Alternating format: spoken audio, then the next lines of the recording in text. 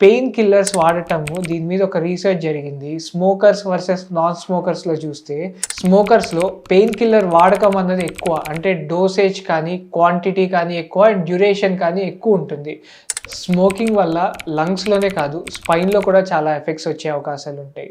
So, ఈ విషయం గురించి ఈరోజు మనం డీటెయిల్‌గా మాట్లాడుకుందాం. నా పేరు డాక్టర్ ప్రవీణ్ గోపరాజు. నేను కన్సల్టెంట్ స్పైన్ సర్జన్ హైదరాబాద్‌లో. స్మోకింగ్ చేసే వాళ్ళలో కొల్లాజెన్ అన్న కంటెంట్ ఎస్పెషల్లీ ఎఫెక్ట్ అవుతుంది అండ్ డ్యామేజ్ అవుతుంది. అది లంగ్స్‌తో పాటు మనకి ఇంటర్వర్టిబ్రల్ డిస్క్ అంటే 2 ఎముకల మధ్యలో ఉండే డిస్క్ ఏదైతే ఉంటుందో దాంట్లో కూడా ఉంటుంది. స్లోగా అది కూడా ఎఫెక్ట్ అవ్వటం వల్ల ఎర్లీ డీజనరేషన్ అన్నది చూస్తాము. అంటే అరగాల్సిన దానికంటే త్వరగా అరగటము, అరిగిన డిస్క్ మళ్ళీ బయటికొచ్చి డిస్క్ బల్జెస్ అవ్వటం, డిస్క్ హెర్నియేషన్స్ అయ్యి నరాల్ని ప్రెస్ చేయటం ఇలాంటివి కూడా మనం చూస్తాము.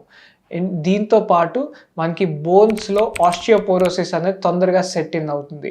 బోన్స్ జనరల్లీ వెరీ స్ట్రాంగ్‌గా ఉంటాయి అండ్ మనం స్ట్రాంగ్‌గా ఉండటం వల్లే మన బాడీ వెయిట్‌ని మోయగలుగుతాయి. ఈ స్మోకింగ్ చేసే వాళ్ళల్లో బికాస్ ఆఫ్ వాస్కులారిటీ అంటే రక్త ప్రసరణ తగ్గటం వల్ల బోన్స్ అనేవి ఫాస్ట్‌గా మెత్తపడతాయి. దాన్నే మనం ఆస్టియోపోరోసిస్ అంటాం.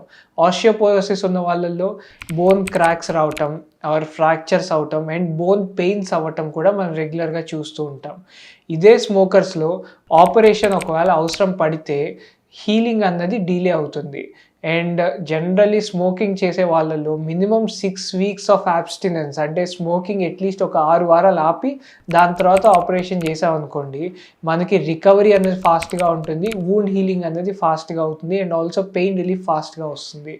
అండ్ పెయిన్ కిల్లర్స్ వాడటము దీని మీద ఒక రీసెర్చ్ జరిగింది. స్మోకర్స్ వర్సెస్ నాన్ స్మోకర్స్‌లో చూస్తే స్మోకర్స్‌లో పెయిన్ కిల్లర్ వాడకం అన్నది ఎక్కువ. అంటే డోసేజ్ కానీ, క్వాంటిటీ కానీ ఎక్కువ అండ్ డ్యూరేషన్ కానీ ఎక్కువ ఉంటుంది.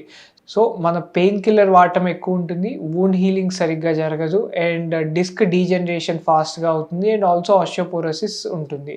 సో, స్మోక్ చేసే వాళ్ళు అండ్ మీరు గానీ, మీ ఫ్రెండ్స్ కానీ ఎవరైనా ఉంటే ఈ వీడియో షేర్ చేసుకోండి. ఎందుకంటే ఇది చేసిన తర్వాత స్పైన్ మీద ఎలా ఎఫెక్ట్ పడుతుందో మీకు తెలుస్తుంది. Thank you.